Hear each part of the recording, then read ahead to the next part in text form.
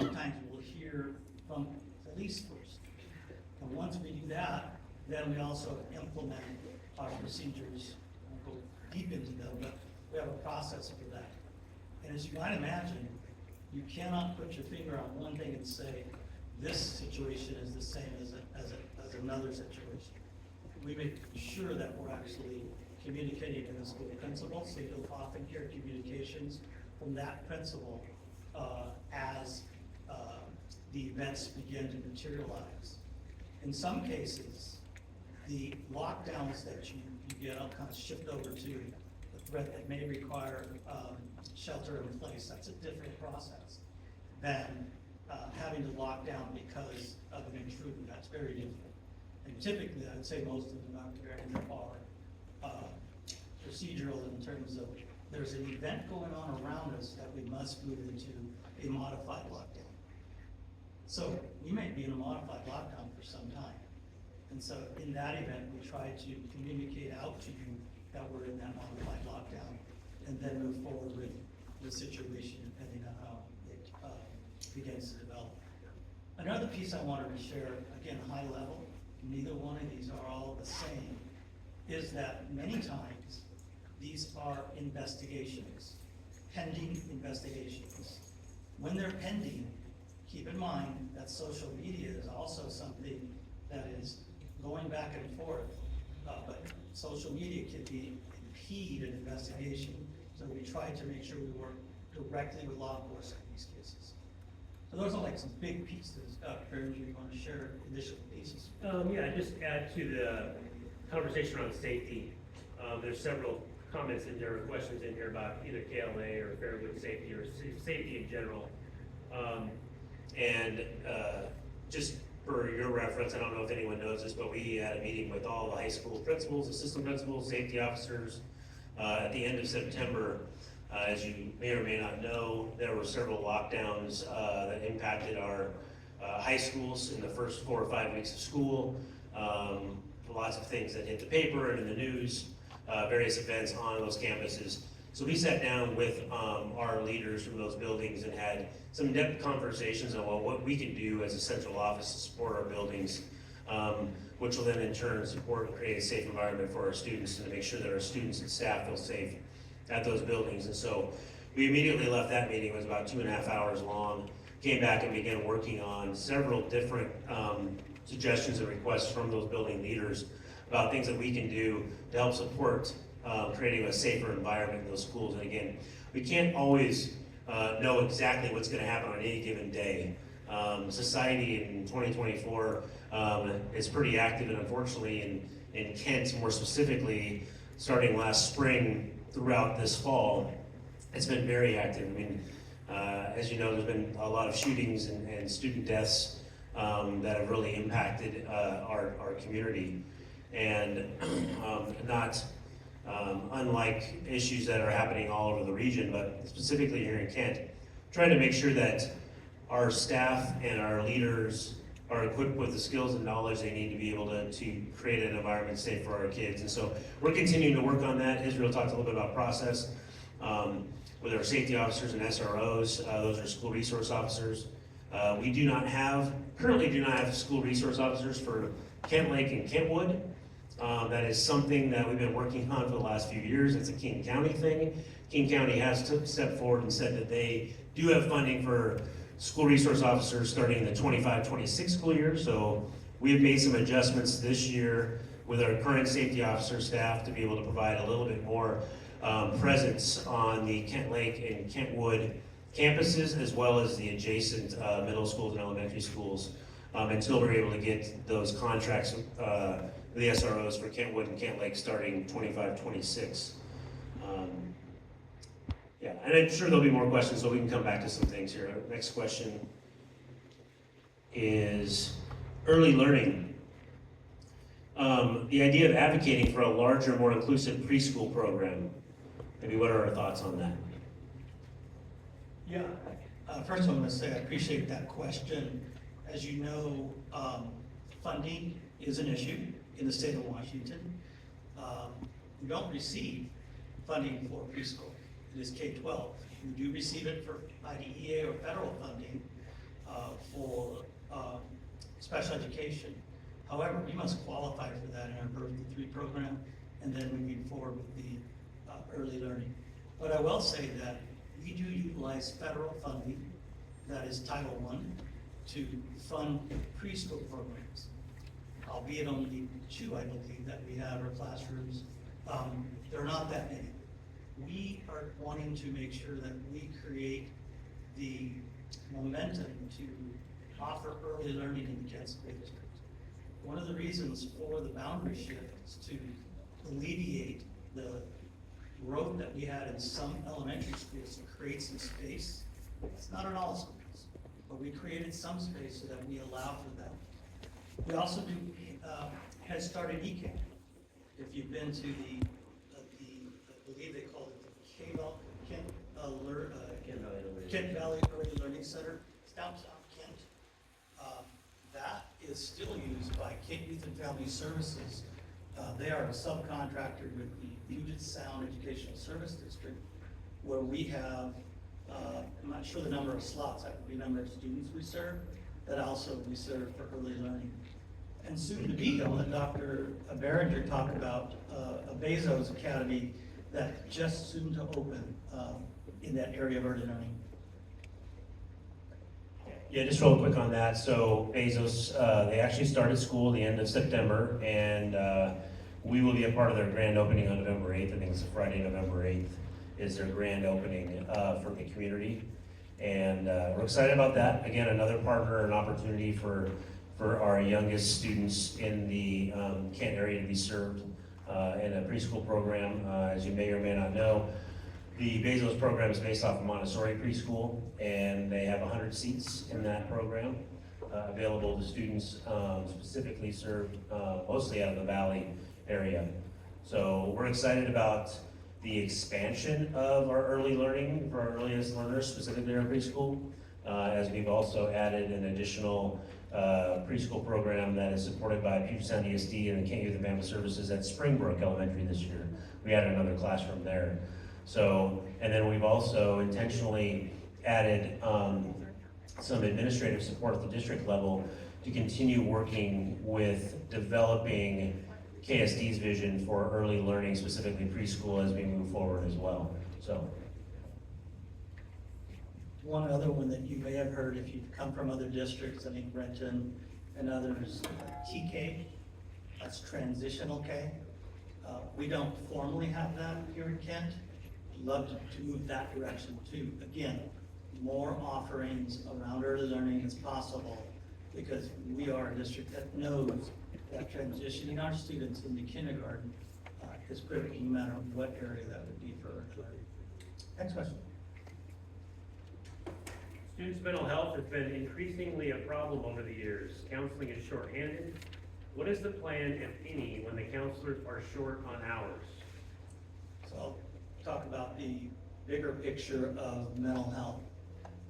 As you know, since pandemic and us coming back to in-person learning, one of the areas that we have noted is the mental health area, not only for our students, but also for us as adults. So the increased funding by our state has, I don't want to say the increase is increased, it is the flexibility to use certain dollars that are supplemental in nature for mental health services. Some of the things we do offer are partnerships with Kent Youth and Family Services. Those of you who are aware of that, that's actually offered to our families for free. We're at a fundraiser a couple of weekends ago where they continue to raise funds to be able to meet the needs of Kent School District kids and families in the area of mental health. The other one is I'll call it Hazel Health, that's the title. If you didn't know, our district does have a contract with Hazel Health. So imagine some of the, during COVID, you weren't seeing your physician in person in many cases. You were seeing them online on Teams or Zoom. Similar to this, that we have licensed counselors through Hazel Health that our schools, our elementary schools in this case, have access to. That isn't that they're providing it, they are making sure we don't miss students that are in need of it. So we try to connect them using the Hazel Health. There are a number of other areas of mental health that we are partnering with community-based partners, and we've increased our usage of supplemental dollars. There's Learning Assistance Program is one of them, that we're able to utilize some of those dollars because they've become a little bit more flexible based on what the state has allowed us to use it for, not only for learning assistance, but for mental health support for those students that are having difficulty meeting standards. If you want to talk about it.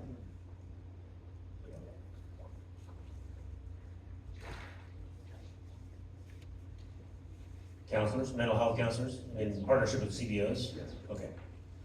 Yeah, we have, again, as Israel stated, we have a lot of community-based organizations that support our kids around mental health. One thing that he didn't mention that we've done in the last 2 years is we've increased the funding for our mental health supports in our buildings by almost $1 million in staffing to be able to support our students in that way, and Hazel Health is part of that. And again, mental health is a very real thing. I think anyone who works in schools or around kids, or even in the community for that matter, realize that the mental health is an increasingly impactful thing that impacts not only our students, but also our adults. So whether they're in the classroom, or they're driving bus, or they're food service, or our families at home, there's an impact. And that's something that we've made it a priority to address and continue addressing. And again, we can always do more if we can get additional funding to be able to help continue to support those.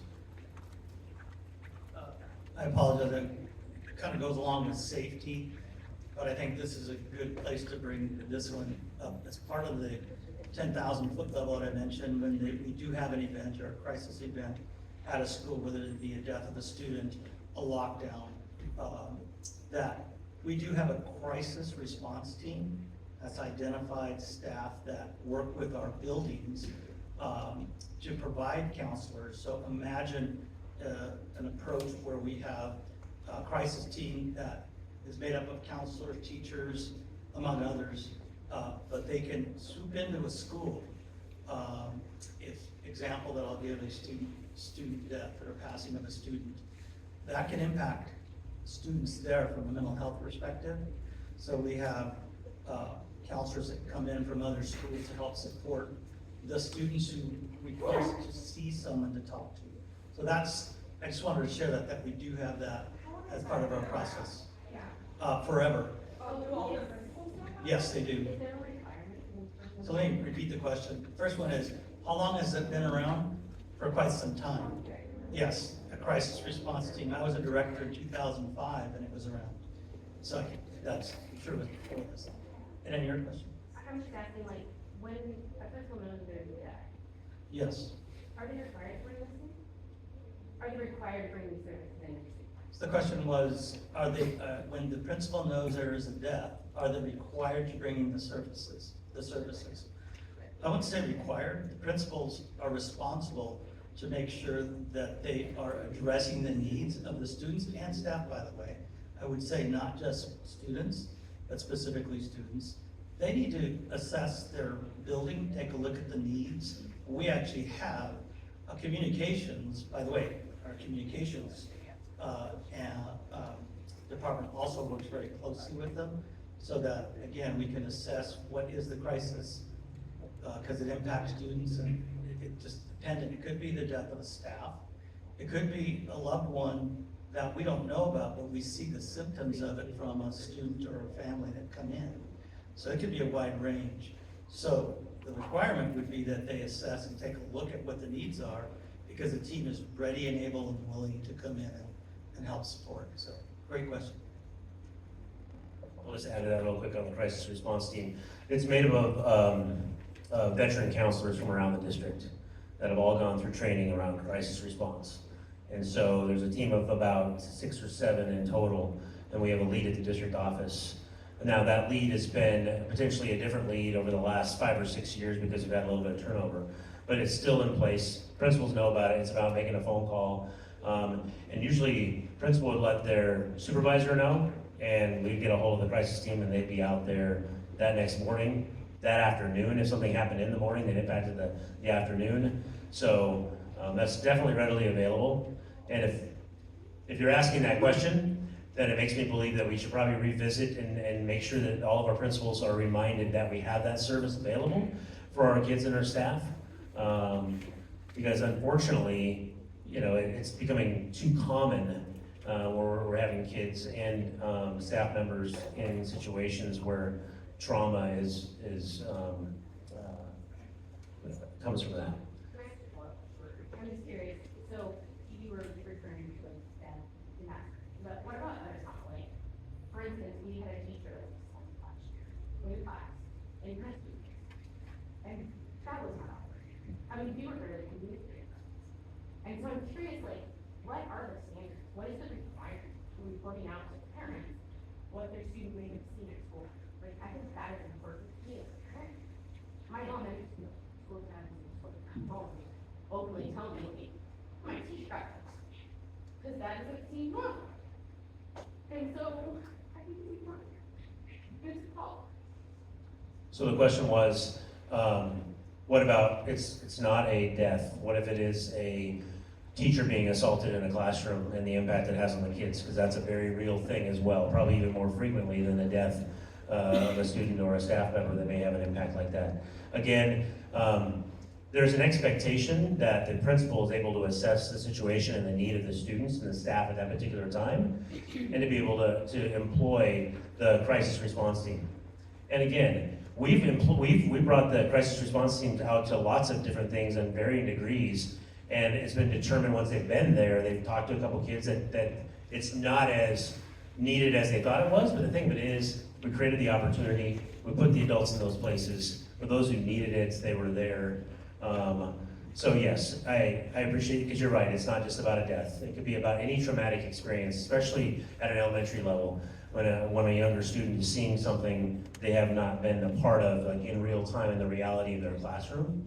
That's something we can also access the crisis response team to. I think I was going to build on the top of what you said, you have that number of, is that something where, again, what I'm hearing you showing is that the principal rate their assessment and they can fall. Is there some way that we as parents can actually make that request? Because we've had a number of those things happen and thought. Yeah, I think the parents coming together and having a conversation with the principal about making it more of a priority to access the crisis response team. I think. Can I just read the thing that I wrote really quickly? Yeah, so We're all yeah, so good together. you're all Fairwood. Yeah. Okay, so yeah, so you're in the next 3 questions. So Yeah. we'll just answer all that stuff right now. It's only 45 Yeah. seconds, I will be quick, I will not be. So if you're all together, then We're, and okay. that guy too. Got it. All right. Okay. Go ahead. Go for it, okay, cool. Okay, nope, I don't need a microphone. I am joined today by some fellow Fairwood Elementary parents and supported from afar by many others who could not be here tonight. We are here with questions surrounding safety across the district, but specifically regarding our experiences at Fairwood. In the first 2 months of school, the police were called to break up a physical fight of a group of kids, ages ranging from kindergarten to 5th grade. The answer to that fight, at least for the 4th grade students involved, was to switch one child from 4th grade class of 28 students to the 4th grade class, which now has 29 students. Those are the only 2 4th grade classes. The parents and children were given minimal information. There was no closure or healing for any of the students. That's why we're talking about this right now. On a separate day, all 4th and 5th grade students were not allowed at recess due to safety concerns. The parents were not informed of these specifics despite Washington State Legislature clearly stating the right students have to recess. Last year, a teacher was assaulted by a student during class, and the parents were not notified that day. Many of the children went home distressed and confused, and it wasn't until parents began contacting the school that they were informed. Many of those children were scared to go back to school the next day as the child who assaulted the teacher was back in class. I can continue, but out of respect for time, I'm happy to email a list of incidents. All of us parents have discussed these issues with the principal, and some of us, multiple times, and some of us have also met with her executive director. We are always told the same thing: the school is doing all they can There is nothing more that can be done. We are fed this information about the levy as though it's some saving grace that will improve the safety in the classrooms. The reality is that our children are suffering now and will continue to suffer whether or not the levy passes. It is impossible for them to learn in these environments. The teachers are not being supported by the administration in terms of behavior intervention. We have all had it. Many of us ready to pull our children because we are scared for them and realize they are learning in class. Our children should be learning math, not asking to take self-defense class. This is longer than 45 seconds. Has it occurred to anyone that helping and supporting students in elementary school may prevent future issues like the multiple gun threats that have happened this year in our high schools, or my daughter's high school math teacher being stabbed in the leg with a compass? In short, I would like to know your plan of action to work with Fairwood Elementary to solve these issues as they require immediate attention. Sorry, that took longer. No problem. Sorry. No, so, you're right, we're not gonna get to all of those pieces, but I will say this. I am aware of that situation. Fairwood, Okay. Fairwood in general. your 45 seconds that you spent, the specific one, you had several others, but I want to say, first of all, thank you for sharing that as a whole.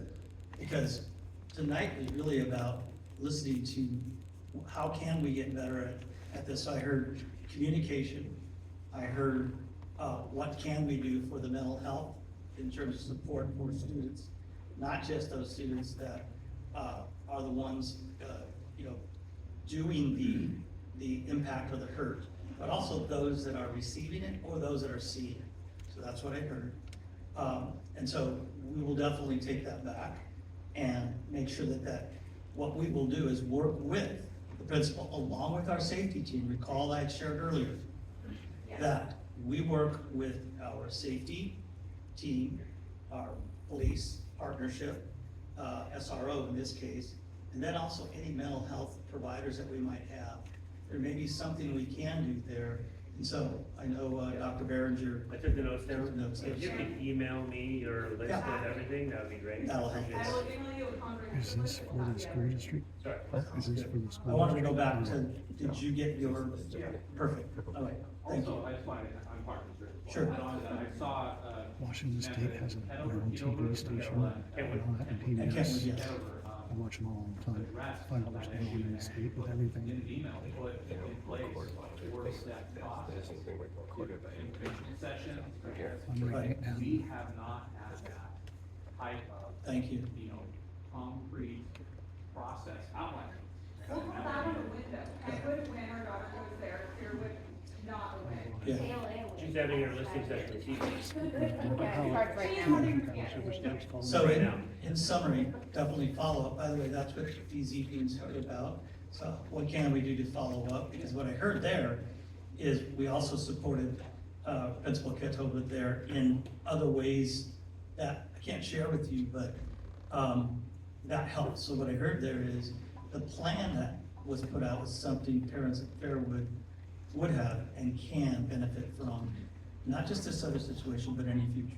Correct, but I think when we ask for it, we get an answer Right. that is, no, it's compared. And that isn't, Yeah. or an answer that I've always thought is, that's between a student and their parent. Right. There are some things, as you might imagine, that we can't communicate based on privacy and those things. I think we know that. But again, thank you for that. And emailing that will help us in creating that concrete. I heard that word, steps that parents can have. No, what you just read. Just remember, they're all with you. That'd be awesome. That's easier Maybe for us. CC everybody so they can all verify your work. Thank you. Appreciate that. I appreciate that. Excellent. Oh, sorry. No, you're good. You bet. Yeah, because we're talking about safety, I wanted to go back to, when we were talking about the, you say 20,000 foot, I just have a policy question. So. Okay, sure. With KLA, when we had, the kid brought an airsoft rifle to school, then made social media threats online, what is the policy around that kid, or any kid in general, when they've done such things? Any social media threat is treated as if it was a threat. That's what I said earlier. Yeah. It could be a verbal threat that is overheard by a student, that, whatever that may be, is followed up on. Everything from, again, the different situations, because in this case, there were 2 social media threats. So that's a little different. In other cases, we've had those threats happen individual student to individual student that didn't say anything until a friend or somebody else said something. And that was done in this case I'm thinking about, by a parent who overheard the student and made sure that we knew about it. That mobilized us to do the things that we do. There are things called threat assessments that also get done as part of the process. And again, we are not perfect at it. I'd be the last person to say we're perfect, but this will help us make that progress toward where our parents need to be responsible. My question actually was whether or not, is a child allowed to come back to school? Like, if when that's they're still- So I'll answer it this way, that's really dependent on the case itself. And there's some, so there are some things that we can't share due to privacy. Well, we all Right? know that there was a gun. And, let me finish We all that. know that he threatened to come in and kill everybody, and that was. So I'm gonna on just- social media. Stay with the question that, But so I wanna make sure that I the answer question your- is, why are we allowing him to return if there's this kind of a threat? Or the kid at Kentwood. so Let's, let me try to, because I'm eye contact, making sure I'm answering your question. There are some cases we cannot share due to privacy and or investigation. I mentioned that earlier. So I also invite you to, for more specifics, to, Dave. talk to Principal Vela, because she can help with more pieces toward that, okay? You want to make sure. I just want to add to that piece too. Students like adults have due process rights regardless of how egregious their behavior is. Bringing an airsoft gun or any kind of facsimile of a weapon to a school is absolutely unacceptable. Zero tolerance. Absolutely. That's kids' policy, zero tolerance. Right? So- That's all. So zero tolerance is, that was when the state was zero tolerance. The state is no longer zero tolerance. There's not a lot of exclusionary discipline that goes on in the state of Washington anymore as far as expulsions of student behavior. And it goes also in line with the fact that when, even high school students, when you're 15, 16, 17, this is a 14-year-old ninth grader, they're not gonna come arrest them, they're not gonna book them, they're gonna investigate it because that's what they do, they're gonna investigate the threat. They're gonna have conversations probably with the student and the family regarding the gun and the choices that he's made and the things that he said.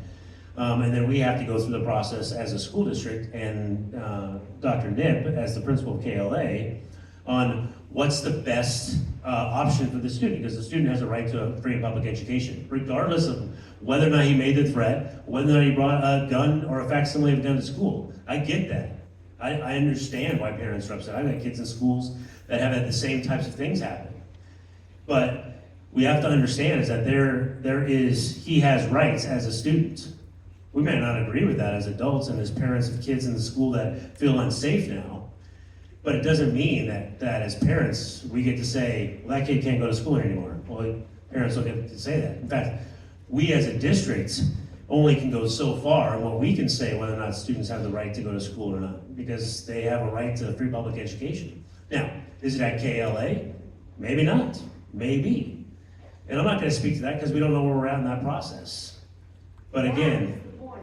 We don't know where you guys are at in that process, and that's what we wanna know. That's what we wanna know for a protocol. That's what we wanna know for a plan. That's all you have to tell us. yeah, and Stephanie's standing right back there. And she is the person to talk to because she is in charge of her school. And so, do you want the mic for a second just to address that, or do you? Don't throw her under the bus.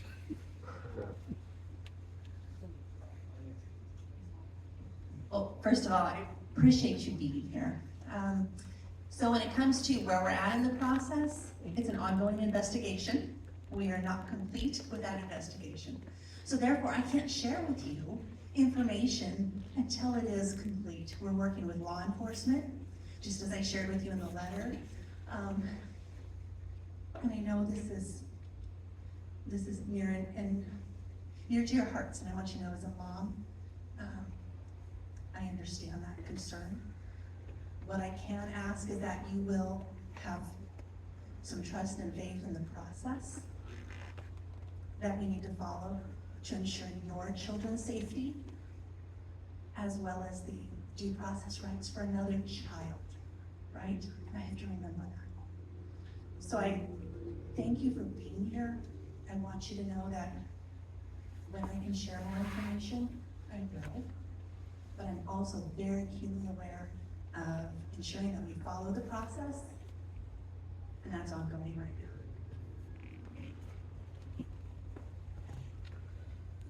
For me? Kind of for the group in general. So Sure. I think I'm gonna try and act the middle ground here for a second. We understand, but you also said not but 8 minutes ago, there has been an uptick. We have questions about policy, we have questions about transparency, openness, and the process.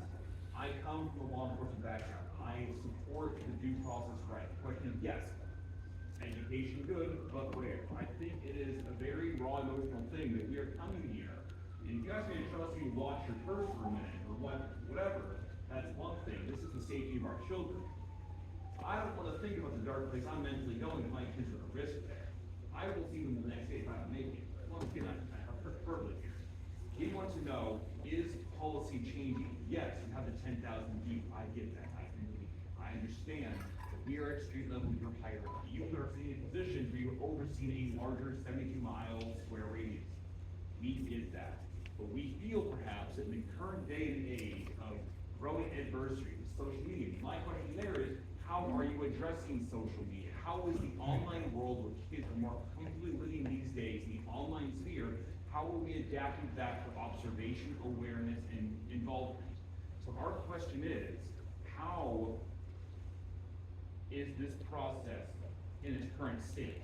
Is it changing? I think we can all say here, we do not personally feel like the process, while it is making changes, is not kept up to the speed, pace, or transparency that we require. Parenting is tough, and we have technology going by leaps and bounds. And it'd be great if there was a pause button to ask if this is the right time, is this the right place? We're not there. But what we are is we are here in this moment, and we are considering. So I think if it's not transparent as it is, I think there needs to be an internal discussion about how are these policies understood, how there's different viewpoints, and how are we going to go forward with these different things. Because there is no instruction manual for all this. I get that. I understand your position. I understand a lot of your position here. But we are going to need something more. We are going to need a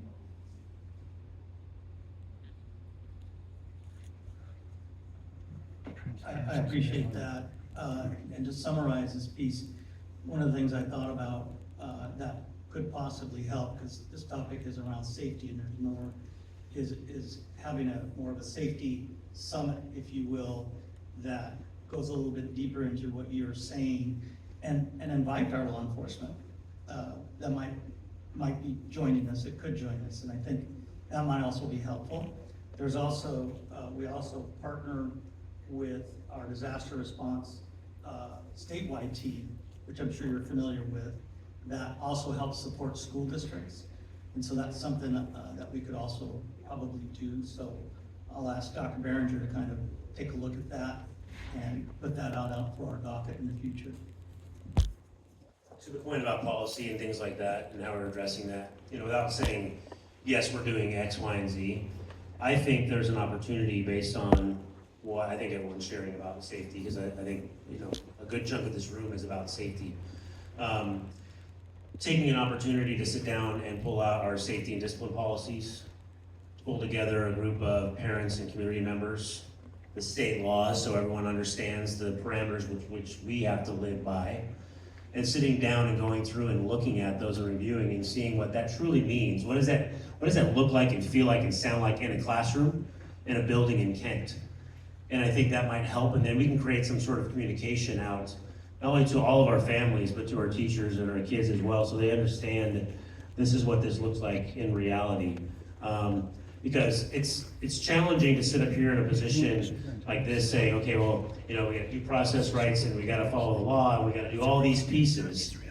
When you're sitting there as a parent saying, this kid just brought a gun to my school and said he's gonna shoot up everybody when he comes back. and you're sitting in a different space. I totally understand, I get that. And so, I want to bridge that by creating a space and opportunity for us to get into that work and have an understanding of what can we and what can we not do. You know, and just so we can kind of move forward. So be on the lookout for something like that in the future. I wrote that down here. And I know we're not going to get to solving all the problems tonight, and I know we're not going to, the big thing is that we're creating a space for you to share your frustrations and your concerns, and so we can hear you. And please know that we do hear you. And we'll show that in our actions following this opportunity this evening. I don't know if you want to take, there's hands up now and. One more question, then we want to get to the others' questions. Yep. Go ahead. I would like to specifically know what's the Kent School District policy on funding, that free and public education for students that in the behavioral school where the needs can be met in a way that can't be met in the building. Yeah, so the question was, wanting to know a little bit more about the policy, which I don't know if it's a policy versus a law around free and public education, a student having a right to a free and public education. That may have behavioral concerns or some issues that maybe can be served in a different setting than in the current public space. And we go through and anytime students are either go through a situation like this, there may be, and I can't speak to that, an evaluation done on the student. There are students that will share, or they're not students, but students that have certain types of behaviors that will do an evaluation on to assess whether or not the current educational setting is appropriate for them. And if not, I mean, we have students in this district that are served outside of this district, but they're KSD students that we pay for to be in other spaces because we may not have all of the tools and resources to serve those specific students with those specific sets of needs. I can't speak to this particular student in that case, but we do have that. And so everyone does have that right, whether it's here in any one of our 44 schools or it's outside, and that we still support that financially. If I could ask that you make sure that if you didn't write it, to write that down for us, so that we make sure we capture it. So I want to get to these questions, and then I'll come back to those who don't have them, because I know that they turned them in, so there might be some that are bunched up together. So. Okay. What's the reasoning behind removing 1669 without input of advance notice? So I'm going to address that this way. Yeah, people don't know, but for those who do, that is the answers you can find in the court decision. That's on a link. Take a look at our website, and there you can do that. In addition, we cannot comment because that is still potential pending litigation. So that's the answer to whoever asked that question. Next question. I would like a response to the multiple votes of no confidence last spring. So I'll address that to Trevor at, because not all of you are aware of that. By the way, it was vote or no confidence due to 1669, among other things. And so the response that I'll give you is that is a labor group. That's a labor group situation, and my team, through the process of a collective bargaining agreements, is being followed up on since that moment. And so I'll leave that with the collective bargaining agreement, and also our HR team that's been working with all of those labor groups who called for that. By the way, that's also for our board. Doesn't the community deserve an answer or a response? As soon as the groups decide on a communication, they can. Respecting the CBAs for all of our 10 labor groups. Can we make a form for vendors to receive background checks? Good idea. I'm just reading it. Can we make a form for vendors to receive background checks? So this is something we're working on right now with background checks. something that HR is supporting us on. We work with a whole bunch of outside vendors as well as community-based organizations, community colleges, and the sorts. And so we do background checks on anyone who works with our kids. And so that's a process that's run through HR that we are and have been doing. So we do that currently. Yeah, I'm also wanted to share that we do have contracts with community-based partners. There are other adults that actually work with our kids. So there are background checks that are required there as well. A lot of times those community-based partners will work with us for that, work with us for that, because if they're going to have direct contact with our kids, they must go through that. Not like a VIPS for a volunteer, but more of a background check because they're actually contracted with us. So they must follow that within our HR processes.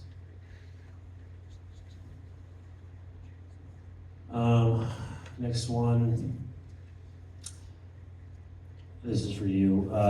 Why do you think you deserved a raise when you're apparently low on funds? Yeah, it is, and I'm gonna answer it this We have way, people in here that I will tell you, we have, agenda items. yeah, so, no problem. Earlier I just said CBAs, respect the process. The superintendent in any school district, good time to they are a labor group of one. So, just like any other labor group, they negotiate behind executive session doors. So it'd be inappropriate for me to share what happens with a CBA with any one of our labor groups. The same thing is true here. Inappropriate to do that as well. I will say that salaries are public property, you can find that out. Invite you to go into the districts to look at the salaries that are out there, because I know anytime labor groups do that, it's important for our community to be able to do that. So again, not gonna go into that piece, but I invite you to go and look at those salaries, not only for superintendents, look at it for across the board. But you make almost as much as the President of the United States as a school district superintendent of a district who is that's struggling financially. My second graders' class is overloaded, a lot of our classes are overloaded. So And again- that is a tough pill to swallow, that we're Yeah. paying you almost as much as the leader of the free world. And more than Seattle. So I'm gonna answer it the same way, and that is, invite you to go and look at all that information for yourself. We're gonna keep moving to respect the others that have written questions. What a non-answer. It'd be nice if you answered questions, Makes though. $373,000 a year. It's ridiculous. Thank you. Next question. RCW 28A may expel up to 1 year if it looks like a firearm and is used with malice. Can you please confirm? I don't have RCW 28A in front of me. Yeah. So, I think I So, I think what the question is asking is, we have a state law related to weapons, right? And so the state law is very clear about a weapon on school grounds. In fact, if you look closely around the signage around schools, so I invite you to do that sometime.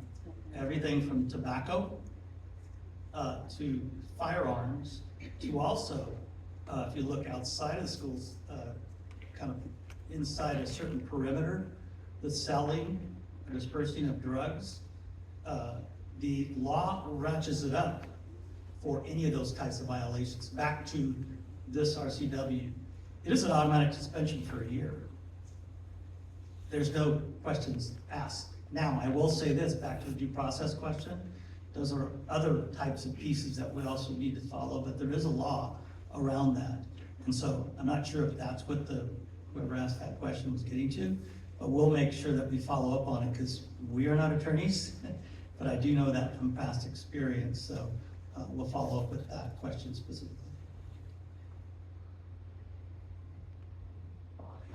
Yeah, I think the piece in here will be the definition of a firearm.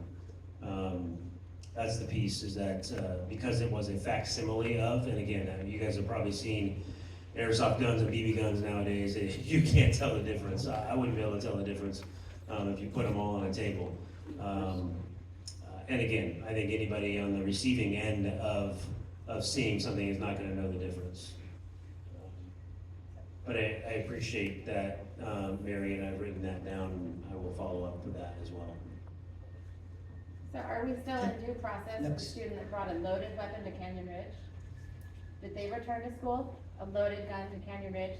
Same day that a student was arrested at Kenwood for the So the law, airsoft gun. so I'm not, that there was a threat I assessment there. don't need to know his name, I Yeah, know I'm- kids will tell me. So I'm gonna just say the law, probably not, but I'd have to look at that, right? I can't speak to that one because I don't know. So, Okay, because Thank it you for shouldn't that. be at school. Yeah, no, but Yeah. the law's clear. What do you know? Yeah.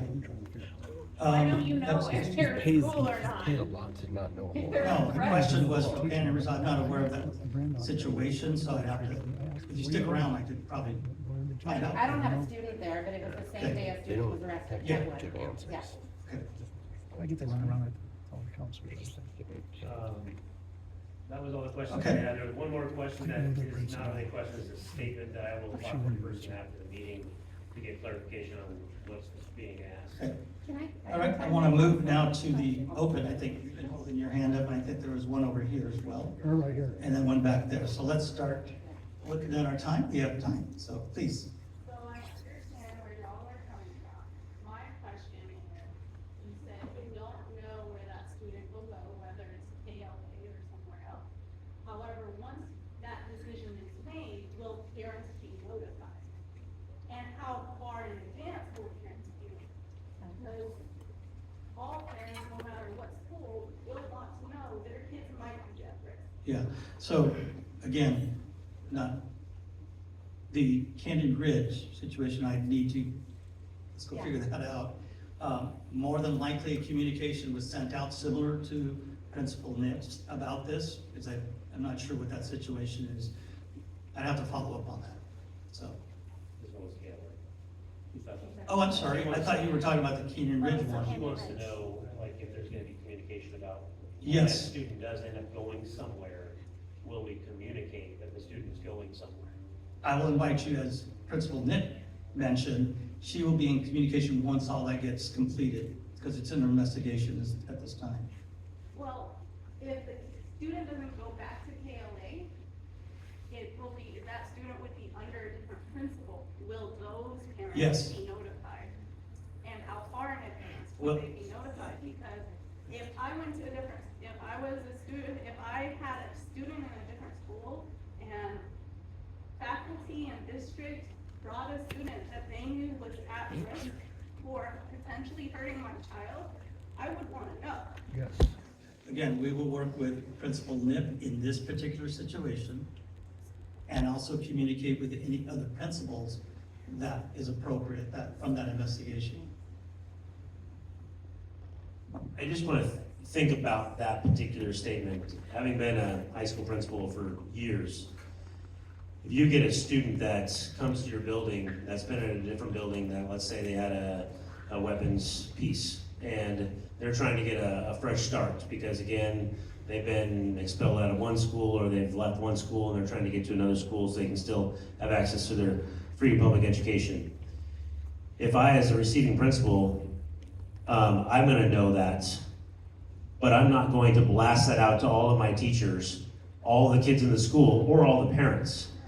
Because as the parent of the student that went through that poor choice, you're gonna be in a big, big trouble if I'm out there saying, hey, well, Johnny's here now, and he brought a weapon to the last school, so everyone should be fearful of their student safety. We cannot do that. That is not something we can do. And I hope that's not something that people expect us to do, because that's just, I mean, we'd be in legal up to our eyeballs if we start calling out kids who have discipline issues. Because we have kids sitting in a lot of our schools that have lots of stuff they've done in their past life, and they've made poor choices. If we keep on hanging that on there like, oh, you're a bad kid, you did this, what kind of hope and opportunity are we giving that kid to grow and change and be different than what the choice they made before? Instead of just labeling it as like, well, you did that, you're a bad kid, and you're gonna potentially do this to my kid. That's not giving a kid a fair shake, and that's not something that I don't think, well, I know none of our principals would do. We're not gonna go out and tell all the families that, hey, guess what? We got a new kid in our school, let's do an X, Y, or Z. It's not gonna happen. It's not fair to the other kids at the school, though. Have you ever made a mistake in your life? Just to piggyback on that, so the kids I bet you already have. getting You want expelled for breaking to- rules. They have a year to make amends and stuff. I did some stupid crap as a child. I know. I'm glad there wasn't social media, to prove all of it, okay? Our neighbor kid was killed in June, and he was a student in our district. It broke my heart. There is so much that is not black and white, and it's really close to one side or it's really close to the other, but I hope, and why I think this school is so special is because I've seen things happen here, and them protecting my children. I trust this school, and I trust many other Kent schools that my kids have attended. So, I mean, the worst mistake in people's lives, some get caught for things and some don't. And I think paying the price, they don't need to come in and after a year of expulsion and yeah, scarlet letter our kids. I don't. Question here, then. You had mentioned the Hazel Health relationship that we have for kids for Yes. mental health. You had mentioned something about elementary school. Is Hazel Health still available for all the students in the district? I'd have to take a look, but it's many of our schools Okay. that have access to that. Keep in mind, Hazel Health is not in person, and it isn't something that, it's not it's a part of everything else that we have. Hazel Health is only for us to be able to link the parent and the student with potential support that they might need as they hear or work with that student. Yes, So- I was gonna say, if my daughter used Hazel Health last year as Great, a great. senior at Kentwood, it was a very valuable resource. She had an accident trauma, that she was suffering PTSD and anxiety and panic attacks. And it was a valuable resource for our family, so I was curious if it is still available Yeah. for. Yeah, it is. Thank you for that. Again, it's not the type of service that is gonna be one-on-one right there. It is a connector when we do hear and see. So they're not having to wait months and months to be able to see a mental health specialist. So in the back, please. Okay, sorry, my question, y'all are very serious, and I'm sorry, my question's not very serious. It's okay. Ugh. Everybody's question is important. Sorry, so, not a PTA meeting again, but PTA related. If we wanted to have vendors, so I was the vendor for the question, say we wanted to bring in an ice cream truck or something like that, but I wanna make sure that the kids are protected and that I didn't hire a company Yeah. that blah, blah, blah. Yeah. I wanna give them a form so that they can fill out and have a background check, because I don't want, there's a law in Florida called the Jessica Winsford Act, and it means every vendor, person, volunteer has to have a background check before going on Yes. school property. That is correct. Yeah. So, can we make like a vendor? Now I understand what your form is. Yeah, there we go. That Now makes we- more sense. now we got Vendor that. event, so that Yeah. we can have like food trucks, we can have Yeah, whatever. I'll go big picture, then Dr. Berringer will share. I mentioned earlier that either, and I think this was in light of CBOs that have staff that are working in direct contact with students. That's different than a vendor that's coming in for a PTA. However, we need to make sure that you're following the guidelines around contracts. Yeah. Because in the contract is what I would say, working with your principal again, anybody that comes on site to a school ground, we need to make sure that we're actually following the contract, and then HR would be our team to be able to work with. So I would say PTA president, principal, And your executive directors of schools would be a good group to work with, because we have access to our attorneys as well. to I help have a us with team that. of one that was the only person that showed up. Okay, The all right. president. We will. We appreciate the question. Yes. Really your PTA, 'cause Yeah. I'm struggling. Katie, you can reach out to me and I'll get Yeah. you in touch with some of that. Dr. Berringer will help you with that, no problem. Okay. It's that time, but I thought I saw one question. We'll take one more here somewhere. Which school? I think I have it right here. You have a PTA. Yes. She's in. Team of Oh, one. thank you for that question. So I just wanted to, share my perspective based on it's happened that development publishing from an early on age, and that having in the position I've been for a couple of years, or similar positions, and I also have an opportunity to work with food district centers for like summertime gigs. Wonderful. And I've seen some pretty poorly run centers that were, staff ratios are just too low to the amount of students, and that I've seen a lot of things happen in daycare centers where kids pick up maladaptive behavior. So that's one issue. Now, I understand high quality early learning is difficult to find. I understand that. So and the thing is, one of the things I have with ECAP and Head Start is that there's been a lot of criticism about how that's run, and a lot of times those programs don't always require their teachers to be certified or have all that training like the kind we have. And my issue with that is that all these students from ECAP that come from high-risk environments, poverty, homelessness, all this stuff, and the teachers are not, I wouldn't say their job's no easier. They shouldn't be getting paid less, but they also, they don't have the training that we do as certified educators. So that's one criticism, one thing I have with that whole thing with the ECAP and Head Start programs, and that's been all around. My thing is, if there's a way to overhaul the early learning system where we promote more inclusive classrooms that have, a lower staff to student ratio, we can really tackle those maladaptive behaviors from a young age, because with the small group I have, it's very easy. I have two great assistants working with me, and we really, we've got a great team going where we really,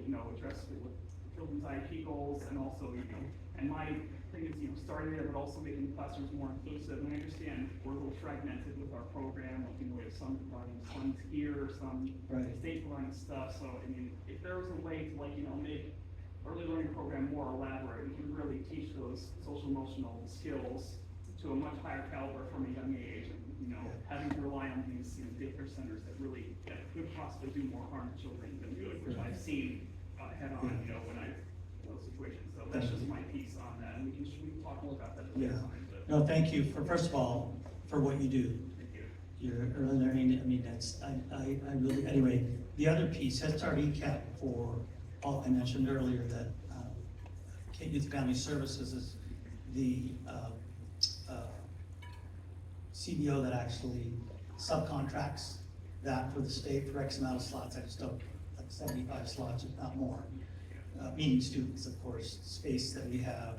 But one of the things I just learned, and I think that we'll make sure that we follow up on it, is to utilize our experts like yourself, because I heard you say training, and reach out to our CBOs who offer early learning support and do side-by-side professional development. Yeah, see, I just want to share a little of my background. I come from New Jersey right now. Here's the thing. New Jersey has 500 districts and a lot of urban districts like Newark and all the ones that there was a lawsuit back in the 1980s saying these urban districts, because it's a very, I don't want to say it like this, but New Jersey is unfortunately one of the most segregated states in terms of socioeconomics. And the big lawsuit, against the state was saying that these districts need extra funding. And one of the things they did was they created free full-day preschool for all those 31 avid districts, as they call them. So they did that. So that really provided inclusive education for all the 3 and 4-year-olds, kind of like how we have the universal pre-K in New York City. Now, I'm not saying that universal pre-K is realistic in this time right now, and maybe possibly not even necessary, because some parents do have the resources to teach those skills at home, and we don't want to, if that's how they choose to do it. Like, my wife did that for my daughter, but I want to send my son. But anyways, it should be, kind of the parent's choice, but for most parents, it would be a godsend if we could send them to full-day preschool and get them those, teach them those adaptive skills, and those social skills from an early on age. Absolutely. Covington? Covington, yeah, Ryan's my friend. Look forward to coming and visit your class. Thank you. Yeah, he did. Appreciate it. Okay, couple of announcements, Dr. Berringer.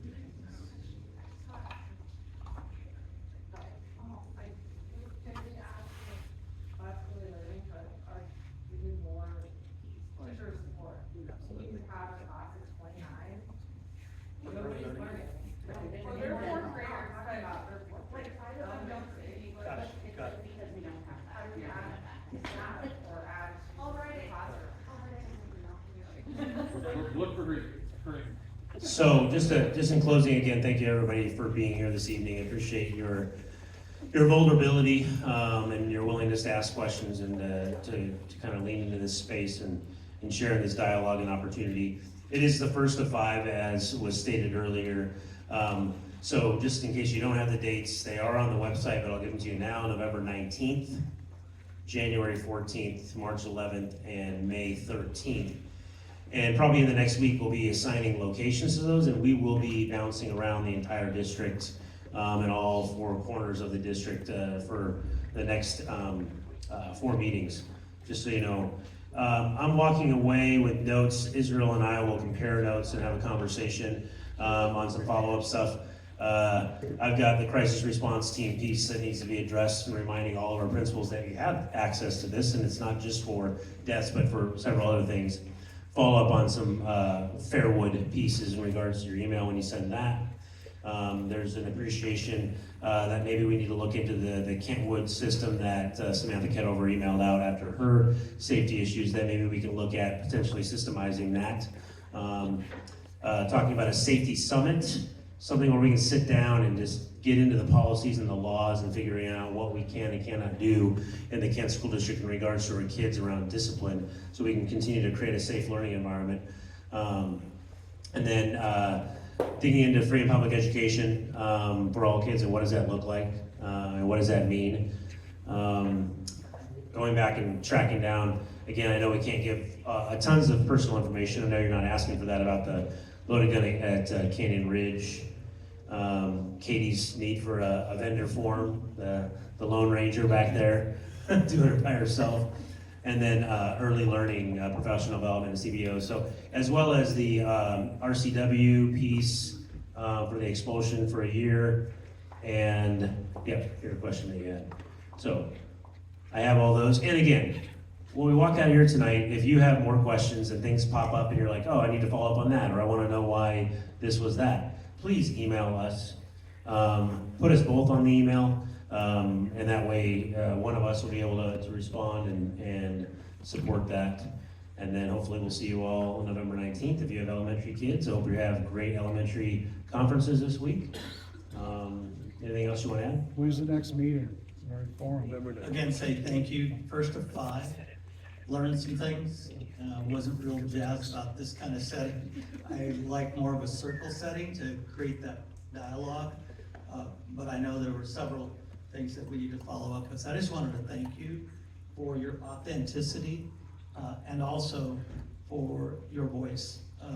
Hope to hear more from students. So thank you. Have a great night. Wade now kind of stick around and help put chairs away.